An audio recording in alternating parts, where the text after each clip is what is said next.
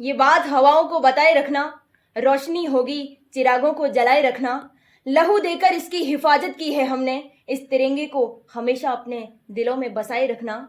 परम आदरणीय मुख्य अतिथि महोदय, प्रधानाचार्य जी, मेरे गुरुजन, आदरणीय ग्रामीण सज्जनों, अभिभावकगण और मेरे प्यारे साथियों, मैं भगवती क्लास 12th की छात्रा आज गणतंत्र दिवस के अवसर पर देश प्रेम, राष्ट्रभक्ति और भारत की ज्ञान परंपरा व उसके वैभव के बारे में कुछ विचार साझा करना चाहती हूँ। मैं उस भारत से आती हूँ जिसके होठों में गंगा और हाथों में तिरंगा है। मैं उस भारत से आती हूँ जो कभी सत्यम शिवम सुंदरम, तो कभी वंदे मातरम, तो कभी पंजाब सिंध गुजरात मराठा द्राविड़ उत्कल बंगा है। ये जो 26 जनवरी है ना, यहाँ तक पहुंचने का रास्ता 23 मार्च से होके गुजरा है। वही 23 मार्च जब भगत, राजगुरु और सुखदेव को अंग्रेजी सरकार ने फांसी दी थी। ये 26 जनवरी 27 फरवरी की कुर्बानी का सिला है। वही 27 फरवरी जब चंद्रशेखर आजाद ने अल्फ्रेड पार्क में आखिरी गोली अपने मस्तक में उतार ली थी। ये 26 जनवरी 30 अक्टूबर के बाद नसीब हुई है।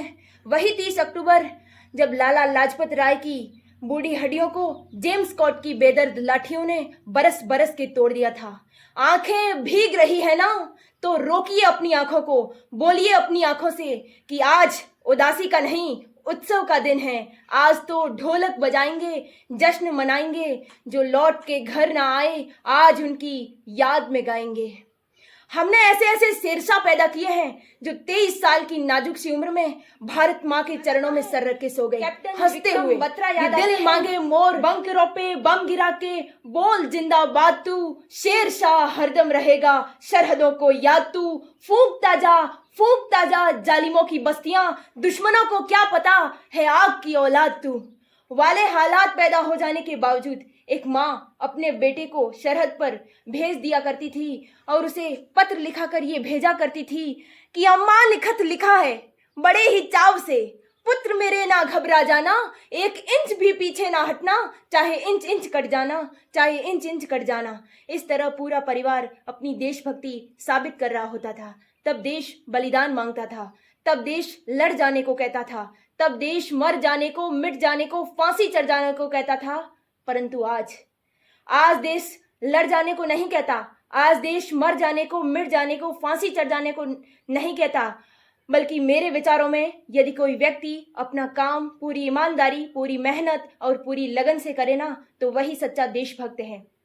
हम ना एक ऐसे समाज में जीते हैं जहाँ पत्थर की मूर्त को लगते हैं 56 भोग और भूखे प्यासे तड़पते सो जाते हैं लोग। भूखे प्यासे तड़पते सो जाते हैं लोग।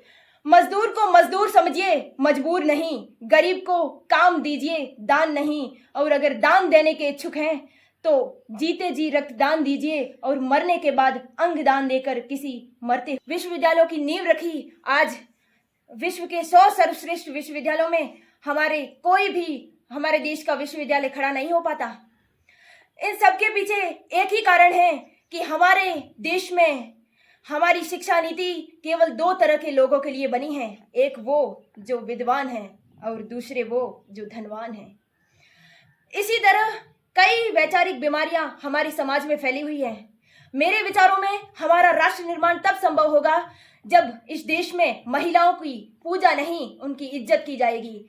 राष्ट्र निर्माण तब संभव होगा जब स्वच्छ भारत में केवल सरकार ही नहीं बल्कि सड़क पर चलने वाला हर एक नागरिक हाथ बटाएगा। स्वच्छ भारत, स्वस्थ भारत को दिल से अपनाएगा।